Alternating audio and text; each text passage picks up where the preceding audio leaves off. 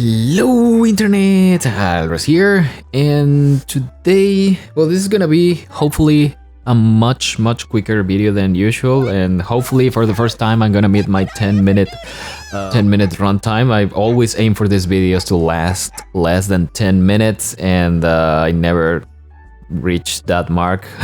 Yeah, hopefully this is gonna be a quick one.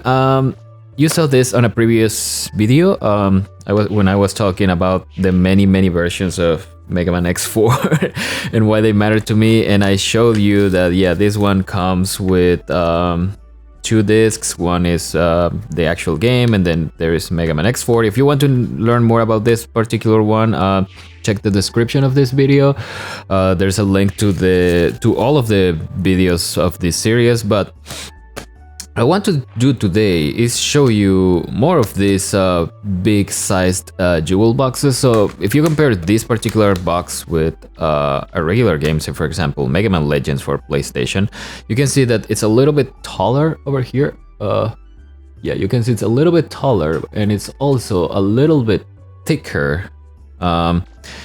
At first I thought that this was because this game comes with 2 discs, but I have other such boxes like this one, for example, and this one is not even the same height, or the same, well, it's kind of the same thing, but if you look here, one says PlayStation, the other doesn't. Again, I don't know what was going on with these big boxes, but I have multiple of them, and I want to show you all of the ones that I have and what's inside them. So yeah, this is Mega Man 8, PlayStation the best for family version, and yeah, this one only has 1 disc inside of it, and that's it. I mean, it comes with the manual, of course, very nice, colorful Japanese manual, and there is that lady that keeps popping up. Is this the same lady? I don't know. There's always some commercial for some artists on these things, on Japanese manuals for Mega Man games for some reason, or Capcom games, I guess. I don't have any other Capcom games that are not Mega Man. But yeah, so this was Mega Man 8 on PlayStation, the big box version, PlayStation the best for family. I also happen to have Mega Man X3, and pretty much the same thing. Well, this one you can see is not the best for family version, so it's the fact that it's a big box is not related to having multiple discs, to being the best for family version, or being the original version. So why did they stop doing that and eventually just used regular jewel cases? I don't know. Or why did they even start doing that? I don't know. But let's talk about Mega Man X3, shall we? This is the original version for PlayStation. The game first came out, in case you don't know, for Super NES, and it was re-released in PlayStation and Sega Saturn, and it had like some cartoon animations, as you can see here. So pretty much like the animations in Mega Man 8 and Mega Man X4, but if I recall correctly, there is no voice acting here, so none of that stuff, okay? Yeah, so you have the game and you have the manual, and it came, I don't even know what this is. Oh, yeah, more ads for Mega Man stuff. Apparently they were selling these things in Japan too. These were huge in Mexico at some point. I don't know if they are the same thing. Yeah, they were called tassels in Mexico. I don't know if this is the same concept. I don't think so. It doesn't look like it, because I'm seeing some... What is this?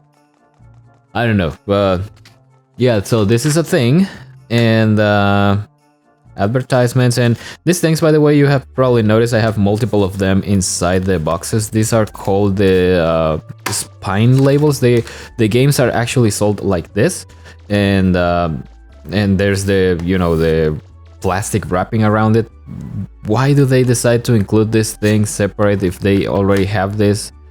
I don't know. Maybe it's a legal requirement in Japan, I don't know. But yeah, sellers on the internet make a huge deal about the fact that the version that they are selling includes the spine label thing, because these things get lost immediately. I mean, as soon as you buy the game, you open it and then you take this thing and just discard it, and you just take this thing. So, oh, where is my bloody game? And ultimately, you end up with something like this because, yeah, most people discard everything else. So, yeah, finding a game that has the original spine label, it's a little bit hard, and of course it's more expensive just because of this one little piece of paper.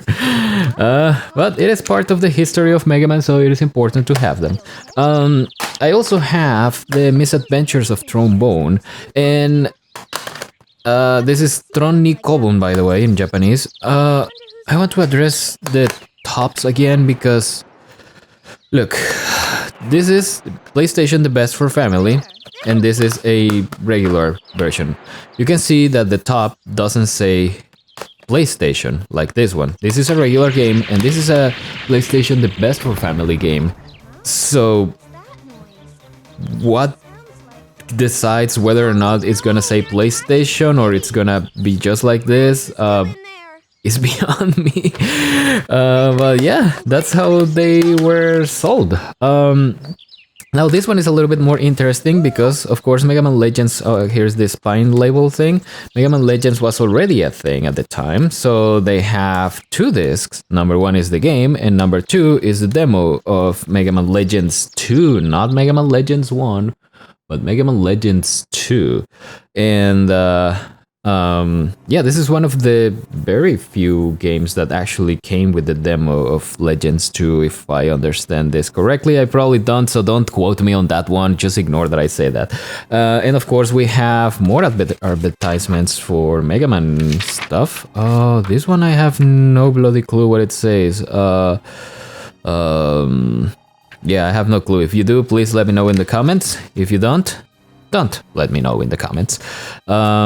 Yeah, this is also a common thing. I think this is the Japanese equivalent of a registration card. I've seen these cards many times in all forms of games like PlayStation, Game Boy Advance, Super NES, etc, etc. And look at this beautifully colorful, beautifully designed, colorful manual. They were actually putting effort into making these things back in the day. Oh, flip. Yeah, they don't do this anymore, I guess because nobody actually bothers to read these things, which is a shame because, again, there is effort and I don't know, I just find these things very appealing, seeing how much effort they actually put. I don't know what this is, by the way, but damn, I wish I did.